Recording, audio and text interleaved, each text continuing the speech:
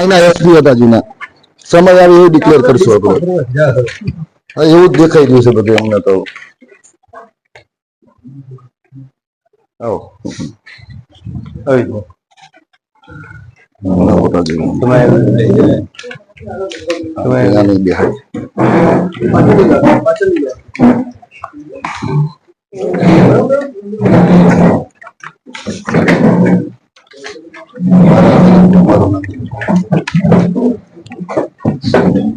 કરીને જે DN campus સંસ્થાની અંદર જે ઘટના બની, આજે સમગ્ર ગુજરાતની અંદરથી કોળી સમાજના આગેવાનો, વિવિધ સંગઠનો, વિવિધ સંસ્થાઓ, એના પ્રતિનિધિઓ અને હોદ્દેદારો અહીંયા આપને રજૂઆત કરવા આવ્યા છે. ખાસ કરીને સૌ પ્રથમ તો હું એ વાત આપને જણાવી દઉં કે ખૂબ દુઃખદ બાબત છે કે ખરેખર જે અન્યાય ને અત્યાચાર પછાત સમાજ સાથે થાય અને અમે લોકો અહીંયા રજૂઆત કરવા આવીએ, એક પ્રતિનિધિ મંડળને લઈને રજૂઆત કરવા આવીએ, ત્યારે કલેક્ટર સાહેબ અમને મળે નહીં, હાજર ન રહે અથવા તો વયા જાય અને અમને 2 કલાક સુધી અહીંયા બેઠવું પડે. આ જનતાના નોકર છે, જનતાના ટેક્સના પૈસામાંથી આ લોકોને પગાર મળે છે, તમામ અધિકારીઓને પગાર મળે છે. તો એ ન ભૂલવું જોઈએ કે આપને બેઠાડ્યા છે એ અમારા માટે બેઠાડ્યા છે, અમારી રજૂઆત માટે, અમારા સમસ્યા માટે. સાહેબ, મૂળ મુદ્દાની વાત, જે ડીએન સંસ્થાની અંદર કેમ્પસની અંદર જે ઘટના બની, ધરતીબેન નામની કોળી સમાજની દીકરી 11 સાયન્સમાં અભ્યાસ કરતી હતી, એને સાહેબ એનું બોડી એક કબાટના હેન્ડલ સાથે દોરી બાંધી, કપડું બાંધેલી હાલતમાં, મૃત હાલતમાં મળ્યું. સાહેબ, એ તો ઠીક છે, પરંતુ એમના પરિવારને જાણ કરવામાં સંસ્થા દ્વારા નથી આવી. એને જાણ અન્ય આ બેન જે એક્સપાયર થઈ ગયા છે એની સહેલીઓએ, એની મિત્રોએ એમના વાલીને ફોન કરીને જાણ કરી કે તમારી દીકરી આવી રીતે સ્યુસાઇડ કર્યું છે. બીજું સાહેબ, આ જે સુસાઇડ બતાવે છે સંસ્થા, એ ખરેખર અમારો સમાજ, આ દીકરીના પરિવારજનો, એના સગાવાલા, તમામ લોકો આ સુસાઇડને સુસાઇડ નહીં પણ કોઈ હેવાનો દ્વારા આ દીકરીની હત્યા કરી હોય અને એ હત્યા પછી આ દીકરીને ત્યાં કબાટ ઉપર લઈ જઈ અને ત્યાં લટકાવી દીધી હોય એવી ચોક્કસપણે શંકા ઉપજાવે એવી આ ઘટના છે. કારણ કે સાહેબ, હું તમને એમ કહું કે દીકરી છે એ આવી રીતે છે ને એનો પગ નીચે જમીન ઉપર છે. આવા 7 થી 8 પોઈન્ટ છે સાહેબ. અત્યારે હું તમને 7 થી 8 પોઈન્ટ જણાવવા નથી માંગતો, પરંતુ કોઈ એંગલથી આ સુસાઇડ દેખાતું નથી, શક્ય નથી. પરંતુ ક્યાંક ને ક્યાંક આ દીકરી છે એને કોઈએ હેવાનિયતથી એની હત્યા કરી હોય અને પૂર્વ યોજિત કાવતરું કરી અને પ્રી પ્લાનિંગ કરી અને એની હત્યા બીજે થઈ હોય અને એને એના રૂમમાં જ એ કબાટની સાથે બાંધી અને એને સુસાઇડ દર્શાવવામાં આવી રહ્યું છે. એ ખૂબ જ દુઃખદ બાબત છે. બીજી બાબત સાહેબ, આ જે ધરતીબેન છે એ સિવાય અગાઉ પણ આ જ રીતે સેમ આ જ રીતે 11 સાયન્સની વિદ્યાર્થીની આરતીબેન, એ પણ કોળી સમાજની દીકરી, એનું પણ સેમ આ જ રીતે મૃત્યુ થયું હતું.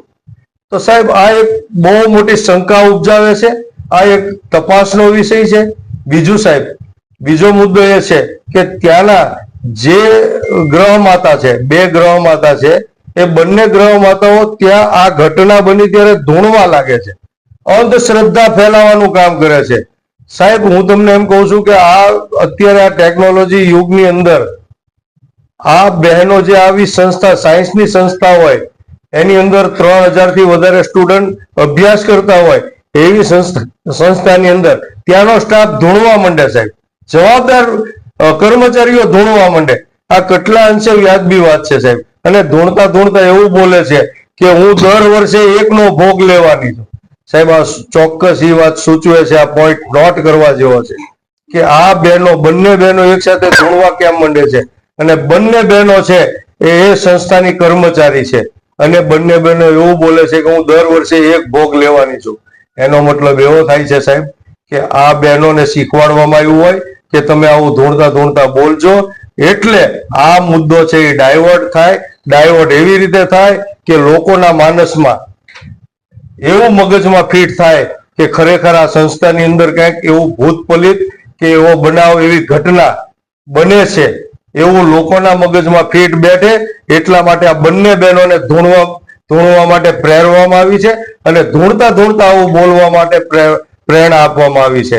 એટલા માટે સાહેબ આવનારા દિવસોમાં સરકારનું જે સૂત્ર છે અને સરકારની મોટી મોટી વાતો છે, વારંવાર બેટી બચાવો બેટી પઢાઓના સૂત્રો બોલે છે, નારી સુરક્ષાની વાતો કરે છે, નારી સંરક્ષણની વાતો કરે છે, નારીને આત્મનિર્ભર બનાવવાની વાતો કરે છે.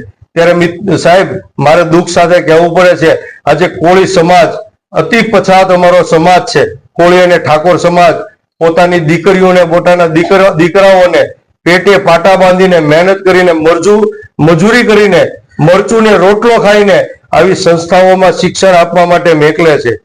ત્યારે આ રક્ષકો જ ભક્ષક બને સાહેબ અને વાળ જ ચીભડા ગળે તો અમારા પછાત સમાજની, કોળી સમાજની, ઠાકોર સમાજની અને અન્ય પછાત સમાજની દીકરીઓને અમારે કોની પાસે શિક્ષણ મેળવવા માટે મોકલવાની? કોળી સમાજની હક અને અધિકાર છે, એ પણ આ ભારત દેશના નાગરિક છે. કોળી સમાજની દીકરીઓને ડોક્ટર બનવું છે, એન્જિનિયર બનવું છે, જજ બનવું છે, પાયલોટ બનવું છે, ભણી ગણીને આગળ વધવું છે. ત્યારે આવી સંસ્થાના સંચાલકો જે ખૂબ મોટી વગ ધરાવે છે, મોટા સત્તાધારી નેતાઓની સાથે સંપર્કમાં છે, ખૂબ પૈસો છે, આવા લોકોને છાવરવા માટે પ્રશાસન અને ખાસ કરીને દુઃખ સાથે કહેવું પડે છે કે યોગ્ય તપાસ નથી થતી. આ મુદ્દાને, આ હત્યાને ડાયવર્ટ કરવામાં આવી રહ્યો છે. હત્યા થઈ એવું લોકમુખે ચર્ચાય છે સાહેબ. ત્યારે મારે સાહેબ આપને કહેવું છે, ખાસ અમારી રજૂઆત એ છે કે આ જે ઘટના બની છે એને બિલકુલ નોર્મલ ન લેવામાં આવે, એને ઈઝી ન લેવામાં આવે, એને સામાન્ય ન ગણવામાં આવે.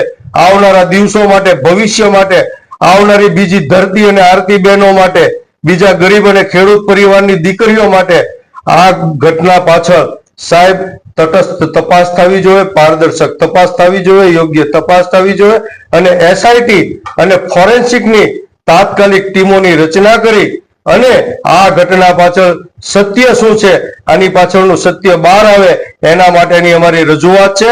અહીંયા ભાવનગરની સમગ્ર ગુજરાત જિલ્લાની અંદરથી કોળી સમાજના વિવિધ સંગઠનો અહીંયા ઉપસ્થિત છે, એના પ્રમુખો ઉપસ્થિત છે, વિવિધ સંગઠનના આગેવાનો ઉપસ્થિત છે. ત્યારે સાહેબ આપના પાસે અપેક્ષા છે અને જો અમારી આ માંગણી પૂરી નહીં થઈ તો આવનારા 8 દિવસની અંદર આ એસઆઈટી અને ફોરેન્સિકની યોગ્ય જે અધિકારીઓ છે, રિટાયર્ડ અધિકારીઓ છે, જે પ્રતિષ્ઠિત અને જે ખરેખર પ્રમાણિક અધિકારીઓ છે એના દ્વારા તપાસ કરવામાં આવે એવી અમારી માંગણી છે.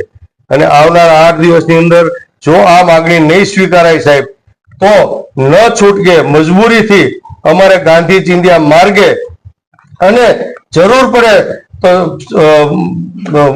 જે લેવલે અમારે આંદોલન કરવા પડશે, ઉગ્ર આંદોલન કરવા માટે અમારા તમામ ગુજરાતના કોળી સમાજની તૈયારી છે સાહેબ. સાહેબ મારે રજૂઆત એવી છે કે લખ્યું છે સાહેબ, અમે આખી ઘટના તમને આમાં ડિસ્ક્રાઇબ કરી છે. આ ઘટનાના સાહેબ અમારા સમાજમાં નેગેટિવ પ્રત્યાઘાત થઈ રહ્યા છે. એક તો ઓલરેડી અમે પછાત સમાજમાંથી છીએ, અમે માંડ દીકરીઓ, મારી વાત કરું તો મારી ફેમિલી કે મારા કુટુંબમાં હું પહેલો એજ્યુકેટેડ માણસ છું. માંડ અમે છોકરીઓને ભણાવવા માટે તૈયાર થયા, માંડ અમે એમને હોસ્ટેલમાં મૂકવા તૈયાર થયા. તો વર્ષે ને વર્ષે અમારી દીકરીઓ આવી થાય. હું આ ઘટના બાદ ઘણા દીકરીઓના ઘરે રૂબરૂ મળવા ગયો સાહેબ. 7 મા બાપ એવું કીધું હવે અમે અમારી દીકરી ભણાવવાના નથી. એ દીકરીઓના સાહેબ સપના છે કલેક્ટર બનવું છે, એન્જિનિયર, પાયલોટ, સાયન્ટિસ્ટ બનવું છે દીકરીઓને, એવા સ્પોર્ટ્સમેન બનવું દીકરીઓ, એવા સપના છે દીકરીઓના મુખે. મેં રૂબરૂ સાંભળ્યું એમના મા બાપ હવે ભણાવવા માંગતા નથી કે ના આના કરતા અમને 12મું ભણી લે, છોડાઈને પરણાવી જ દઈએ. સાહેબ સરકાર બાળ મેરેજ અટકાવે છે. અમે માંડ સુધી પહોંચ્યા. અમારો સમાજ 15-17 વર્ષે પરણાવી દેતો હતો. આ 10-12 વર્ષમાં અમે યુવાનો, આવા આગેવાનોએ જાગૃતતા લાવીને અમારી દીકરીઓને ભણાવવા સુધી પહોંચાડી. જો સરકાર બેટી પઢાઓ લાશ લઈ જાવ વાળી જો આ યોજના ચાલુ રાખશે તો અમારા સમાજને શું કરવાનું? દીકરીઓ ભણાવવાનું બંધ કરી દઈએ સાહેબ. અને સાહેબ બીજી એક અંગત વાત મૂકું, આ સંસ્થાની અંદર કંઈક ને કંઈક તો રહસ્ય છે.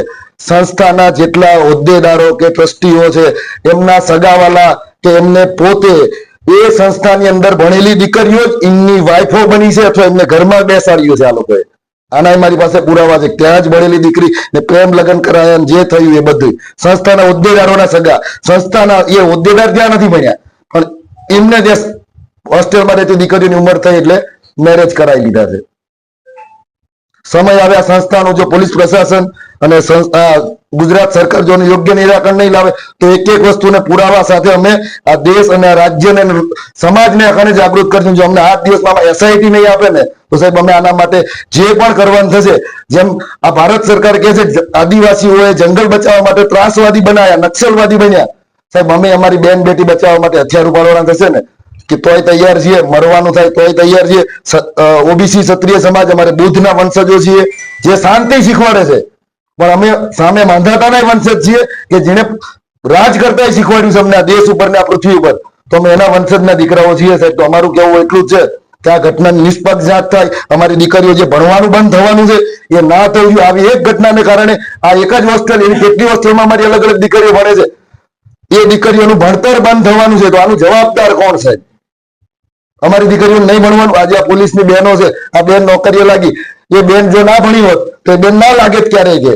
કે હજુ ઇતિહાસ બન્યો સાહેબ અમારા ગામની અંદર મિલરામપુરામાં આજ દિન સુધી એક જેન્ટ્સ અમારો પીએસઆઈ નથી બની શક્યો. કલેક્ટરની તો અમારા માટે બહુ દૂરની વાત છે. અત્યારે એક શું કહેવાય પીએસઆઈ અમારી તારાપુર ખંભાતની વિસ્તારની લગભગ મેજોરિટી આખા જિલ્લામાં અમારી જ છે. પહેલી પીએસઆઈ દીકરી બની, દીકરો નથી બન્યો તળપદા કોળી સમાજમાંથી.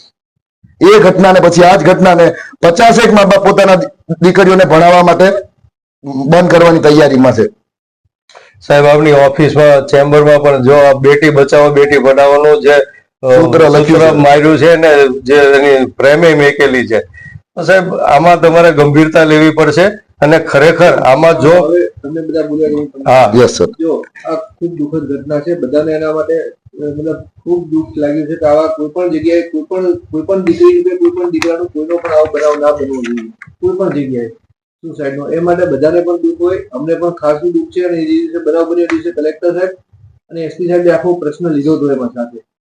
એવું નથી કે અમે ધ્યાન નથી આપ્યું જોઈએ. ના સાહેબ, તો મારી આખી વાત સાહેબ એક જ અઠવાડિયામાં 3 દીકરી થઈ ગઈ, અલગ અલગ સમાજની ઘરે 3 એક જ અઠવાડિયામાં. તમારી વાત સાંભળો, હા સર, એનો બચાવવામાં છે જ નહીં. જેને એમાં જો પોલીસ તપાસમાં કોઈ દોષિત થશે તો એને સજા મળશે. અમે તમારું આવેદન પત્ર આપો, અમે એસપી સાહેબને પણ અહીંથી લખી સાહેબ મારી હવે વાત સાંભળી લો. મારી વાત સાંભળો. હાજી, પછી તમારી વાતમાં હું એક પણ શબ્દ નથી. હા મને એમ લાગ્યું તમારી વાત પૂરી થઈ ગઈ એટલા માટે. હા તમે અમને આવેદન પત્ર આપો તમારું, અમે એસપી સાહેબને પણ અહીંથી લખશું. કલેક્ટર સાહેબ પણ આમાં યોગ્ય તપાસ કરવા માટે એમને કહેશે. બરાબર છે સાહેબ? હવે હું કહી દઉં, પોલીસ તપાસની તમે આપ વાત કરો છો ને, તો સાહેબ પોલીસ તપાસ ઉપર અમને